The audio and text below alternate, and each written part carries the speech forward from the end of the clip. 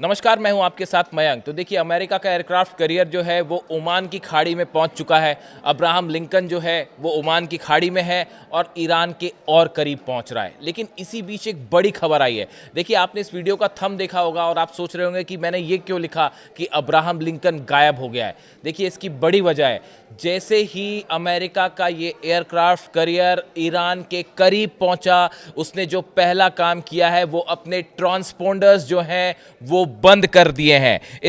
ये कहलाता है AIS, यानी ऑटोमेटिक आइडेंटिफिकेशन सिस्टम।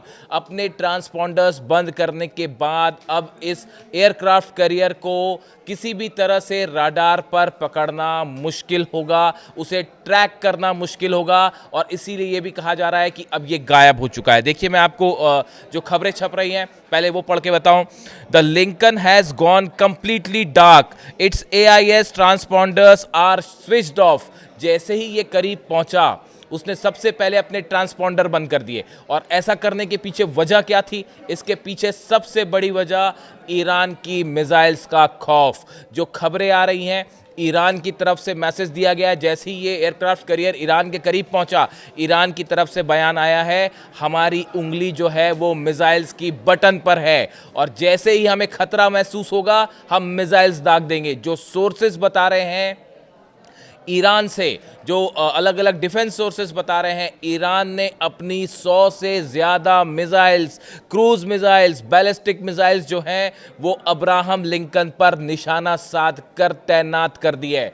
बिल्कुल ठीक सुना आपने, 100 से ज़्यादा मिसाइल्स ऐसी हैं जिसमें फतेह सीरीज़ है, जिसमें रशिया ने जो इस्कंदर मिसाइल्स दी हैं वो भी तैनात हैं और ख़ास तौर पर फतेह सीरीज़ की मिसाइल्स जो हैं वो तैनात कर दी गई हैं इस अब्राहम लिंकन एयरक्राफ्ट कैरियर पर निशाना साधते हुए। और ईरान की तरफ से कहा गया है, आपकी तरफ से अगर जरा भी हमला हुआ या हमें खतरा भी महसूस हुआ, उंगली जो है वो बटन पर है, तुरंत दबा दी जाएगी। अब देखिए, पहले हमको ये समझना पड़ेगा कि अब्राहम लिंकन के यहाँ करीब ईरान के पहुँचने के बाद अगले 48 घंटे क्यों अहम हो जाते हैं। ये बताया गया कि डोनाल्ड ट्रंप पहले हमला करना चाह रहे थे इस बात को लेकर कि ईरान का जो प्रदर्शन हो रहे हैं, इसी बीच वो स्ट्राइक करना चाह रहे थे, लेकिन उस समय एयरक्राफ्ट कैरियर आसपास नहीं था और आखिरी समय पे डोनाल्ड ट्रंप को इस मिशन को छोड़ना पड़ा, क्योंकि ईरान की तरफ से जब मिसाइल्स फायर की जाती तो उसे झेलने के लिए ना तो अरेबियन कंट्रीज तैयार थी, ना इसराइल तैयार था और अमेरिका के जो जितने बेसेस हैं वहाँ पर भी भारी तबाही मच सकती थी। यानी अमेरिकन फोर्सेस जितनी चाहिए ईरान का मुकाबला करने के लिए वो तैयार नहीं थी, वो तैनात नहीं थी। इसीलिए अब्राहम लिंकन को साउथ चाइना सी से ईरान के करीब बुलाया गया। इसमें 90 से ज़्यादा फाइटर जेट्स हैं, जिसमें F-35 जेट्स हैं, F-16 जेट्स हैं। इसके साथ कई सारे छोटे वॉरशिप्स जो हैं वो इसके साथ साथ चलते हैं, सबमरीन्स जो हैं वो इसके साथ चलती हैं, डिस्ट्रॉयर साथ चलते हैं। इसमें टॉम हॉक मिसाइल्स हैं। यानी ये एक अपने आप में एक जंग का मैदान समझिए, जिससे किसी भी देश पर कभी भी हमला हो सकता है।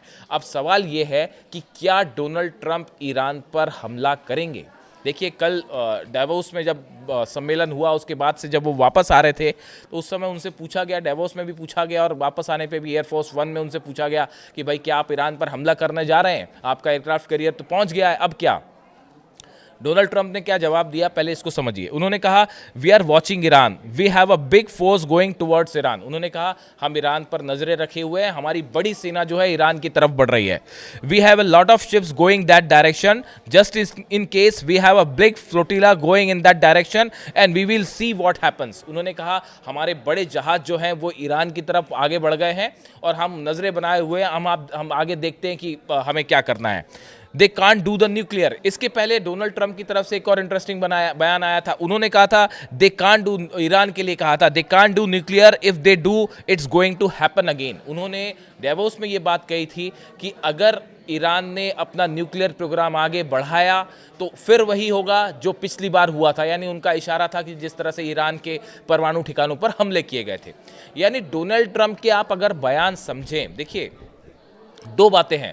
पहली बात तो यह है कि एयरक्राफ्ट कैरियर वहां पहुंच गया है, और इसमें भी कोई शक नहीं है कि बड़ा मिलिट्री बिल्डअप कर लिया है अमेरिका ने पिछले 7-8 दिनों में। जॉर्डन में फाइटर जेट्स है, मैंने आपको बताया। डिएगो गार्सिया में जो हैं वो फाइटर जेट्स F-35 जेट्स जो हैं वो पहुंचने शुरू हो गए हैं। और कई अरेबियन कंट्रीज़ हैं जिनके बेसिस पे, हालांकि इसमें सऊदी, ऐसा बताया जा रहा है कि अल उदैद बेस यानी कतर से, सऊदी से, यहाँ से स्ट्राइक नहीं होगी इस बार ईरान पर, क्योंकि ईरान अगर रिटेलिएट करता है तो इन कंट्रीज़ को खतरा है इस लिहाज से। लेकिन बाकी इलाकों में तेजी से अमेरिका ने अपना मिलिट्री बिल्टअप किया है, सैनिकों की संख्या बढ़ाई है, F-35 जेट्स पहुंच गए हैं, रिफ्यूलिंग प्लेन्स पहुंच गए हैं, टॉम हॉक मिसाइल्स का बड़ा जखीरा पहुंच गया है। तो इसके लिहाज से ये माना जा रहा है, और अब एयरक्राफ्ट कैरियर भी पहुंच चुका है। यानी क्या अब ये माना जाए कि अगले 48 घंटे बेहद अहम है। लेकिन आप अगर मतलब जहां तक मैं समझ पा रहा हूं चीज़ों को, ये डोनाल्ड ट्रंप के आप ये बयान देखिए जो उन्होंने डावोस में दिए या वहां से वापस आते हुए एयरफोर्स वन में दिए हैं। ऐसा लगता है कि अभी तक डोनाल्ड ट्रंप इस बात को लेकर फैसला नहीं कर पाए हैं कि ईरान पे हमला किया जाए या ना किया जाए। देखिए ये बयान, मतलब ये मेरी पर्सनल ओपिनियन है मेरा ये, कि ऐसा लगता है उनके बयानों को देख के कि अभी तक वो ये फैसला नहीं कर पाए हैं कि हमला किया जाए या ना किया जाए। और इसकी सबसे बड़ी वजह है ईरान इस बार बड़ा रिटेलिएशन करने के लिए तैयार है। अगर ईरान पर जरा भी आपने हमला किया, अगर उस पर एक भी मिसाइल फायर हुई, इसका नतीजा ये होगा, मैं अगेन फिर से रिपीट कर रहा हूँ, 700 खैबर मिसाइल्स जो हैं वो ईरान के बॉर्डर पर तैनात हैं।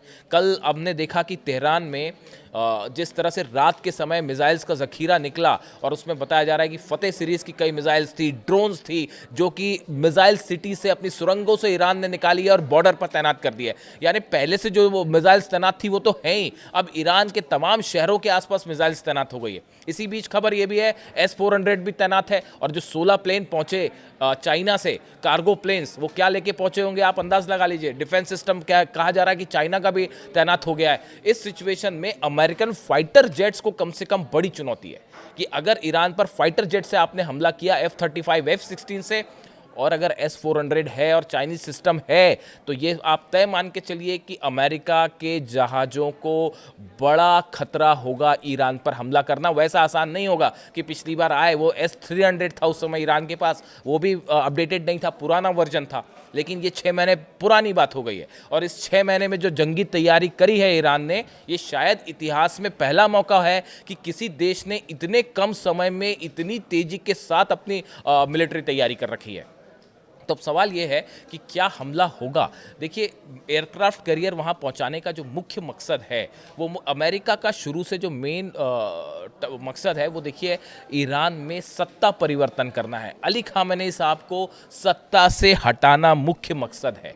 लेकिन अमेरिका की ही जो खुफिया रिपोर्ट्स कह रही हैं, ईरान की नहीं, अमेरिका और इजराइल की खुफिया रिपोर्ट्स ये कह रही हैं कि ये जो कोशिश की गई इजराइल की तरफ से, अमेरिका की तरफ से, जो ईरान कह रहा है कि यहाँ पे जो है अशांति फैलाने की कोशिश हुई, ईरान में हिंसात्मक प्रदर्शनों की कोशिश हुई, और ये जो सत्ता परिवर्तन की कोशिश थी, ये ऑलरेडी नाकाम साबित हो गई है। ये खुद अमेरिकन एजेंसीज इस तरह की बातें करने लगी हैं, इजराइल की एजेंसी ये बातें करने लगी हैं कि जो सत्ता परिवर्तन की कोशिश थी, जो प्लान था, ये अधूरा रह गया है, फेल होता दिखाई दे रहा है, जिस तरह से ईरान ने इस पूरे मैटर को टैकल किया।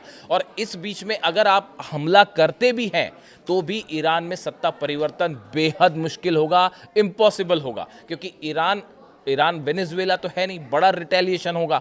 जितने अमेरिकन बेसेस हैं उन पर हमले होंगे, साथ ही जो हैं वो अमेरिका के साथ नहीं है। सऊदी और कतर जैसे देशों ने ये कह दिया कि भाई आप हमारे बेस का इस्तेमाल मत करिए वरना हमारे यहाँ मिसाइल्स गिरेंगी, तो उसको लेके एक अलग समस्या खड़ी हुई है। इजराइल जो है वो थर्ड सिस्टम, अब इजराइल पहुंच रहे हैं, इजराइल के पास जो है वो डिफेंस सिस्टम्स नहीं है ईरान की मिसाइल्स रोकने को लेकर।